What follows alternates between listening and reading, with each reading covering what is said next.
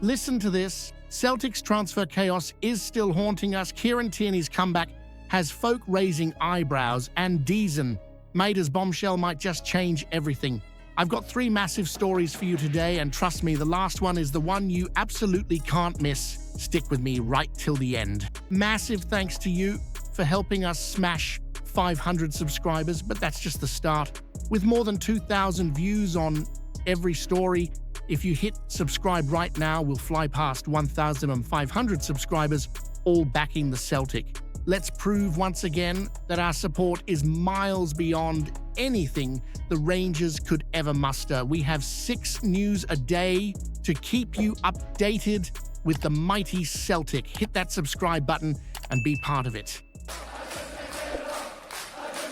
So here's the thing. You know how Adam Idah came in with all the hype, the big £9 million tag, the famous number 9 shirt.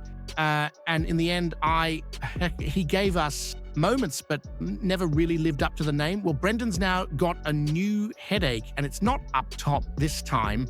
It's in the middle of the park. I'm talking about Engels. 11 million quid. The big signing, the one who was supposed to boss the midfield for years to come. But let's be honest, he's been hot and cold, flashes here and there, but nowhere near the Kalmak or Rayo Hatate levels that this side needs. Week in, week out.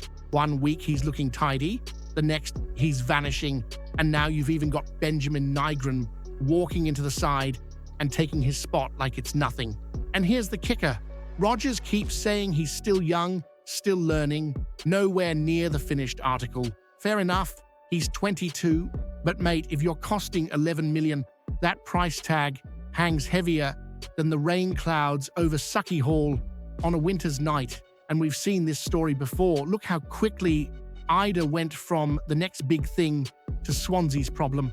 Now, Engels has the talent, no doubt. You've seen it in flashes. That night in Munich showed what he can do. But if he doesn't sort himself soon, he could go down the same road as Idah, another expensive gamble that never paid off. So here's my question for you. Do you still have patience with Engels because of his potential? Or do you think Celtic should cash in early before he becomes another costly mistake? Hit that subscribe button, lads. Let's jai it loudly till we hit 1,500 mad Celtic daffs. Kieran Tierney back in the hoops. That's the stuff that makes your heart swell, isn't it? The boy who left for Arsenal went down south for the big wages and the big stage, and now he's back home where he belongs. In paradise, you couldn't script it better. But here's the thing, and it's starting to rattle a few folk. Has he really looked like the same player since coming back? Gordon Dolezal came out and called it alarming that Tierney hasn't managed a full 90 minutes yet, and when you think about it, he's right. We're into September, the lad had a full pre-season, yet Brendan keeps hooking him off. Against the Rangers, he looked miles off it, and trust me, I'd love nothing more than to say he bossed it that day, but he didn't. Now, look, Tierney's a brilliant footballer, no question, loves the club, gives everything, but you can't ignore the record. Just 4 full 90-minute games in the last 3 years. 4, that's not just bad luck, that's a serious worry for a player who's supposed to lock down our left flank and set the tempo like he did back in the day. And here's where I think Brendan's being smart. With Celtic dominating most games, he can afford to manage Tierney carefully, even wrap him up in cotton wool if he needs to. No point burning him out in September and losing him for the big moments later on. But let me ask you this, are you patient enough to wait for Tierney to get back to his best, even if it means weeks and weeks of building him up slowly? Or do you think Celtic made a mistake bringing him back on big wages if he can't handle 90 minutes right now? Hit that subscribe button, lads. Let's jai it lordy till we hit 1,500 mad Celtic dafts. So here we go again, another chapter in the soap opera. That was that absolute circus of a summer transfer window. And this time, it's Daizen Maeda right at the heart of it. The lad's been away on international duty with Japan. And while he's been over there, he's come out and admitted he actually wanted to leave Celtic in the summer. Now, let's be honest, that hits hard, doesn't it? This is a boy who's been electric for us, Premiership Player of the Year last season, and now he's saying he fancied a move. Brentford, Fenerbahce, even a Bundesliga club were sniffing around, and by the sounds of it, he'd agreed bits personally.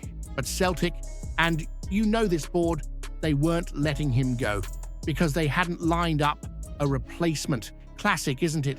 They're running the show like a raffle at the local pub. Rodgers is planning a sit-down with him now just to test the water, see where his head's at. Because let's face it, you don't want a lad out there running on empty, dreaming about another league when he should be battering up and down that wing for us. He's still got 2 years left on his deal, but you can bet your last pint at Sucky Hall Street that January's going to be full of noise about him again. And here's where it gets interesting. Celtic could sweeten the deal with a new contract, promise him a move in the summer, keep him focused until then. Or they could bite the bullet, cash in come January and hope he gives us one last push before he's off. But let me throw this right at you. If Daizen's heart isn't fully in it, should Rodgers and the board force him to stay until summer? Or is it better to let him go in January and bring in someone who bleeds green and white every single minute? Hit that subscribe button. Lads, let's GIE. Out loudy till we hit 1,500 mad Celtic daffs.